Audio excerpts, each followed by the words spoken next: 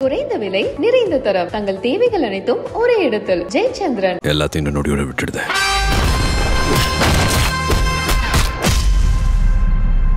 Summer holidays வந்தாச்சு, நம்ம GT Holidays-உம் வந்தாச்சு. South India's #1 travel brand. கடன் வாங்காம இப்போ சிம்மராசிக்காரர்களுக்கு கதை ஓடாது.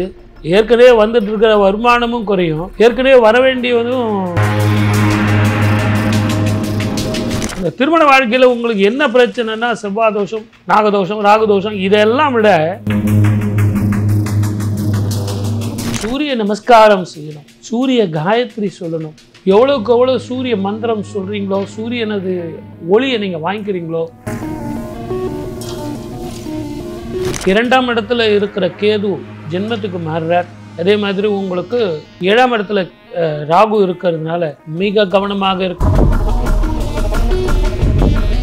உங்ககிட்ட இருந்து வாங்கி சாப்பிட்டவங்களும் நீங்கள் யாருக்கெல்லாம் உதவி செஞ்சீங்களோ அவங்களாலேயே உங்களுக்கு பிரச்சனைகள். ஒரு வாய்ப்பு கிடைச்சதுன்னா சம்பளம் கம்மியாக இருந்தாலும் சரி, வருமானம் கம்மியாக இருக்கிற வியாபாரமாக இருந்தாலும் சரி, தயவு செஞ்சு ஊருக்கு கிளம்பி போங்க. ஏன்னா ராகுனுடைய தாக்கம் இருக்கிறது தான் கவனமாக இருக்கணும். அந்த ராகு எங்கே உங்களுக்கு பிரச்சனை கொடுக்கணும். அதே மாதிரி உங்களுக்கு தூக்கம் இல்லாமல் போயிடும். ராகு கேது பெயர்ச்சிக்கு பிறகு மென்டல் ஸ்ட்ரெஸ்னால தூக்கம் இல்லை. அதுவும் 1 வருஷம் 2 வருஷம்னா பரவாயில்ல. குரு 1 வருஷம்தான் அதிச்சாரமாக வரப்போகிறார். அந்த அதிச்சாரமாக வரும்போது ஓரளவுக்கு நல்லா இருக்கும். இருந்தாலும் இந்த அதே மாதிரி மூதாதையர்கள் தர்ப்பணங்கள் செய்ய முடியாதவர்கள், குலதெய்வ வழிபாடு சரியில்லாதவர்கள், அங்கே உள்ள கலாட்டா டிவைன் நேயர்களுக்கு வணக்கம். இன்னைக்கு என் கூட ஆஸ்ட்ராலஜர் பாலகிருஷ்ண ரெட்டி இருக்காங்க. வணக்கம் சார். குரு பிரம்மா, குரு விஷ்ணு, குருதேவ மகேஸ்வரா, குரு சாட்சாத் பரபிரம்மா, தஸ்மை ஸ்ரீ குருவே நமகா. என் அன்பு சகோதரிக்கும் என் அன்பு கலாட்டா டிவைன் நேயர்களுக்கும் என் அன்பு வணக்கங்கள். குரு பெயர்ச்சி வாழ்த்துக்கள். வாழ்க வளமுடன். All the best. ஸோ குரு பெயர்ச்சி வந்துருச்சு. ஸோ ஒவ்வொரு ராசிக்காரர்களுக்குமே அவங்களோட வாழ்க்கையில என்ன மாதிரியான மாற்றங்கள் உண்டாகும் சொல்லிட்டு யோசிச்சுட்டு இருப்பாங்க. அந்த வகையில சிம்ம ராசிக்காரர்களுக்கு இந்த குரு பெயர்ச்சி எப்படி இருக்க போகுது? லக்னத்திலேயே கேது, 7ஆம் இடத்துல உங்களுக்கு ராகு, 8ஆம் இடத்துல உங்களுக்கு சனீஸ்வரர், 5 கிரகங்கள் வேற ஒன்றா இருக்காங்க. ஆனால் இது குரு பெயர்ச்சி அப்படிங்கிறதுனால குரு பயிற்சியில் உங்களுக்கு மென்டல் ஸ்ட்ரெஸ் கொஞ்சம் கம்மியாக தான் இருக்கும். நிதானமாக இருக்க வேண்டிய ஒரு காலகட்டம். 2ஆம் இடத்துல இருக்கிற கேது ஜென்மத்துக்கு மாறுறார். அதே மாதிரி உங்களுக்கு 7ஆம் இடத்துல ராகு இருக்கிறதுனால மிக கவனமாக இருக்கணும். பயணத்தில், கணவன் மனைவி உறவில் தேவையில்லாத வேறு யாருக்கோ நான் உதவுறேன், அட்வைஸ் கொடுக்குறேன், அதே மாதிரி இவங்களுக்கு தேவையில்லாமல் நான் நீதி சொல்கிறேன், தர்மம் சொல்கிறேன், இதெல்லாம் நமக்கு தேவையில்லை.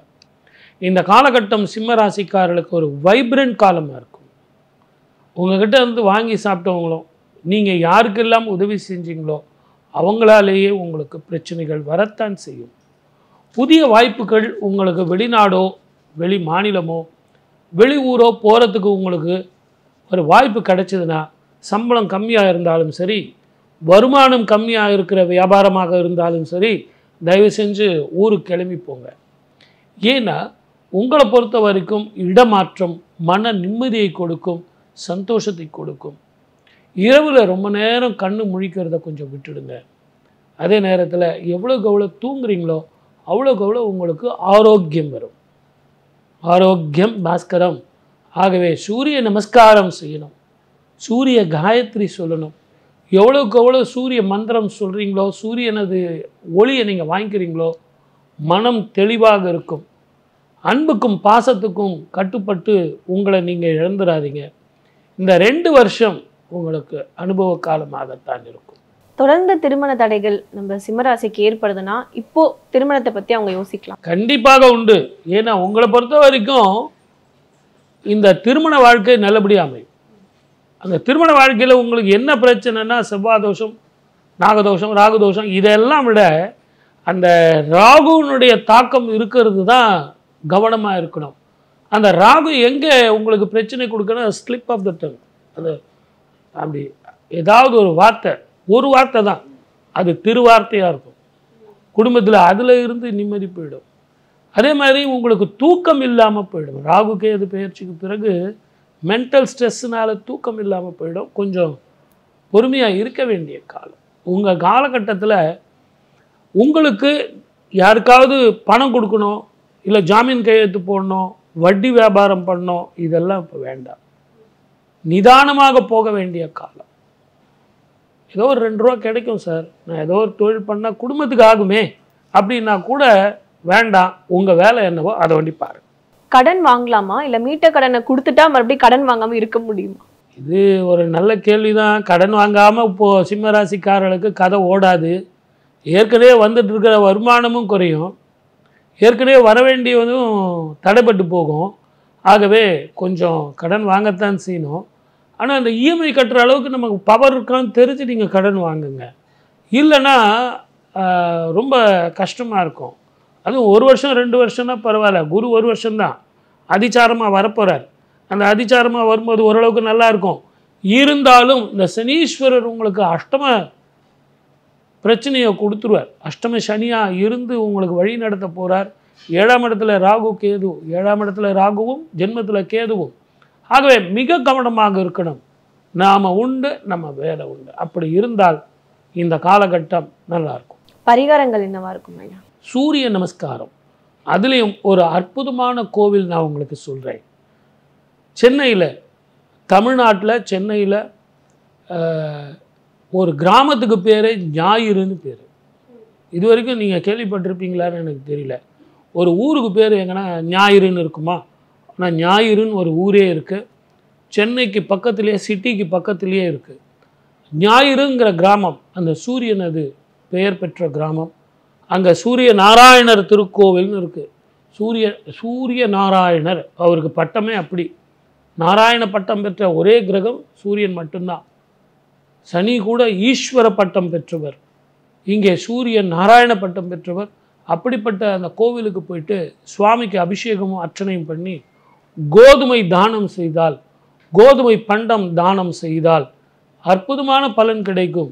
அந்த கோவிலில் ஒரு 1 மணி நேரம் நீங்கள் உட்கார்ந்து தியானம் பண்ணிட்டு வந்தீங்கனாலே உடல் ஆரோக்கியம் தீரும். தாமரை இலையில் உள்ள அந்த லிங்கத்தை நீங்கள் தரிசனம் பண்ணாலே பூர்வ புண்ணியம் உங்களுக்கு கிடைக்கும். அதே மாதிரி மூதாதையர்கள் தர்ப்பணங்கள் செய்ய முடியாதவர்கள், குலதெய்வ வழிபாடு சரியில்லாதவர்கள், அங்கே உள்ள நாக லிங்க மரம்னு இருக்குது. அந்த மரத்தின் கீழே 11 தீபம் போட்டிங்கன்னா அத்தனை தோஷங்களும் விலகும். அப்படிப்பட்ட ஒரு அபூர்வமான ஞாயிறுங்கிற கிராமத்துக்கு ஞாயிற்றுக்கிழமையிலே போயிட்டு வாங்க, நல்ல பலன் கிடைக்கும். வாழ்க வளமுடன். All the best. குறைந்த விலை, நிறைந்த தரம், தங்கள் தேவைகள் அனைத்தும் ஒரே இடத்தில். ஜெயச்சந்திரன். எல்லாத்தையும் நோடியோட விட்டுடுது.